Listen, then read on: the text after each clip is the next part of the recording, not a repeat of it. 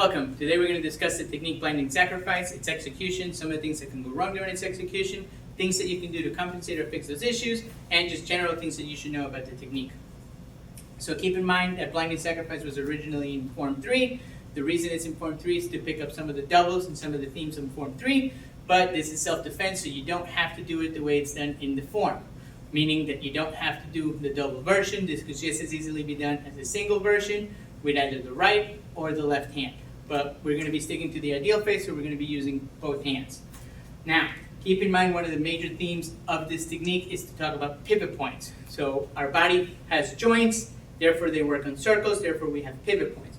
The technique's going to be focusing on the shoulder, the elbow, the wrist, and the knuckles as pivot points. As we go through the technique, I'll show you where all those are. But keep in mind that just like we have majors and minors, we also have that for pivot points. So some of our movements that we're going to be doing are going to be using the joints, because again, everything that we do is built with joints and movement. So they're going to be moving, but they're going to be minors compared to the major ones that we're trying to do or emphasize in the technique. So let's start out with the ideal attack, which is a two-hand push from the front or an in-flight minor with both hands. And the first thing that can go wrong here is we only use the shoulder as a pivot point, where we step, and how we strike. So let's talk about each of those as we move forward.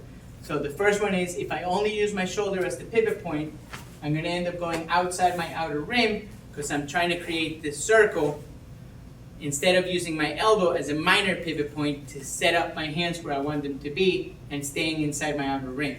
So as he comes in, I want to use the elbow as the pivot point to get my hands in alignment so that I can then use the shoulders as the pivot point so I can position everything where I want and be able to strike, and again, staying within your outer rim.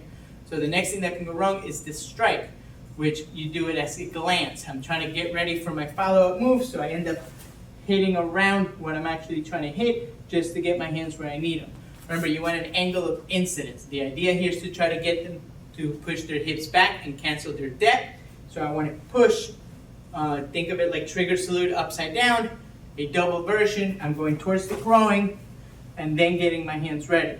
And then the last thing that we talked about was the distance. If you notice, I'm getting very close to my opponent as I'm hitting. That's to avoid the headbutt because, again, if we're hitting him low, we're going to cause the top to bend forward. I don't want to hit here and then get my nose broken. And then obviously, depending on your height and your opponent's height, that might dictate where you are. But the ideal face, you want to think chest to chest, head to the side, exposing the crown, not the temple or the nose. So one more time, we'll do the first move. Remember, minor pivot point is the elbow, major pivot point is the shoulder. So as he comes in, we clear, we hit, and then we set up our hand.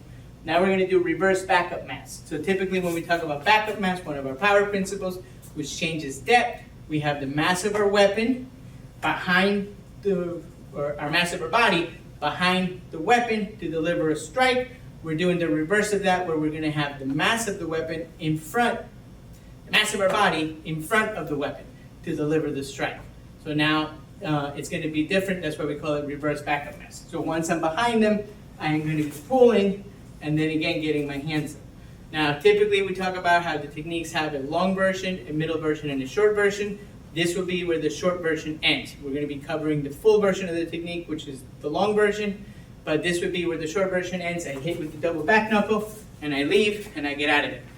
Now, keep in mind when we're hitting with the knuckles, you want to make sure you turn the wrist so that the knuckles are exposed, and you're not hitting with the top of the bones, so you want to make sure you turn them so, again, you get that angle of incidence and not glancing as you're pulling back. So let's continue from the middle version of the technique, which could actually be done as its own separate technique. So if we were getting pushed, we can just do the middle version of the technique, leaving out the short version of the technique, and you can see that as a prefix to this technique instead of being the middle of the technique. But either case, again, this is the long version, so we're going to stick to the ideal face. So now, again, once we hit, we haven't done anything to their arms, so they're potentially still in the way. So we want to, again, changing the pivot point back to the elbows. So we use them here to hit with these strikes. Now we're using them here defensively to pick up the verticals to get our hands up again, because we haven't really done anything to cancel their arms, and we want to make sure that we're protected. So now, shifting it from the shoulder to the elbow, we're going to go to the wrist and deliver our ice slices. So So as we do the eye slice, the thing to remember is you want backup mass for your fingers, so you want to make sure that the long finger is going before the index. So if we're doing outward slices, we do them palm down. If we're doing inward slices, we do them palm up. That ensures that you have the proper backup mass for your fingers or your weapons as you're delivering. And then these are slices, so we're going to a soft target. We don't need that much backup mass. We can just do this with the finger, but we are stepping in anyway, and this is for positioning for our follow-up strikes and to gauge where we want to be. So it's not to enhance the backup mass. Good. From here, again, changing the pivot point to the shoulders, we're now going to do the downward hand swords to clear the arms and the inverted vertical roundhouse. So we went from lines to circles at the beginning. Now we're going, or circles to lines. Now we're going lines to circles. And again, using the shoulder as a pivot point. So the last pivot point we need to talk about is the knuckle, which is now, we went from shoulder to elbow to wrist. We're now going to do the knuckle as the pivot point. And in the form, again, because we're picking up the doubles, we do the double forearm. In this case, we're only going to be using the right arm and using the left hand as a back or a vice-like maneuver. So once we hit here with the inverted vertical roundhouse, I shift this to a heel pump so I can match his jaw against my palm and then drop the forearm into his face.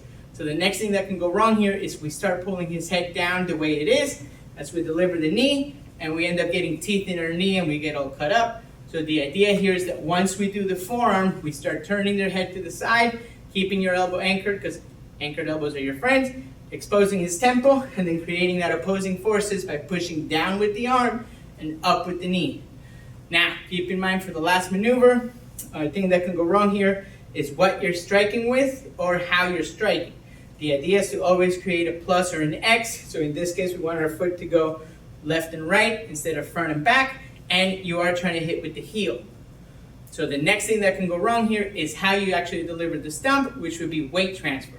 So anytime we're delivering a stomp, I want to transfer my weight to the foot that is stomping.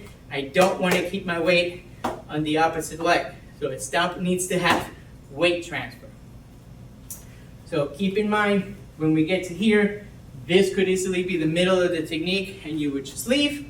But again, we're sticking to the long version of the technique, which means we add the knee and the stomp. Now, for the sake of my partner, I'm not going to be literally stomping on his foot because there's a lot of little bones on your foot and they break very easily. So I'm purposely going to be missing just to show you how to do the weight transfer, or I won't be doing it as dramatic and not doing the weight transfer, but showing you that I actually hit. So I might do one or the other. We'll see as we continue. So let's do a quick walkthrough one more time. He's coming in with the push. Remember, I'm changing the pivot point to my shoulder, but using the minor pivot point as the elbows to get my hands in positioning. Angle of incidence as we strike, close in the gap, turn your head to the side, reverse backup mass as I hit with the back knuckles, using the elbows as a pivot point, both offensive and then defensively. On the vertical, shifting it to the wrist so we can do the slices. Back to the hand or the shoulder so we can do the line and the circle. Creating the vice-like with the forearm. Opposing forces, creating a true sandwich, not exposing the teeth but the side of the head, bringing the hand and the knee moving, thus the sandwich. And then the last vice-like as we do the stomp, using the foot and the environment instead of our hand and the forearm, we're using the floor and our foot as a vice as we deliver the stomp. Remember, weight transfer and use the heel.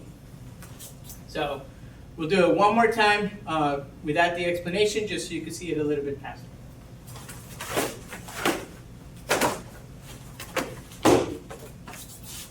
Up. We hope this video helps you. Thank you very much.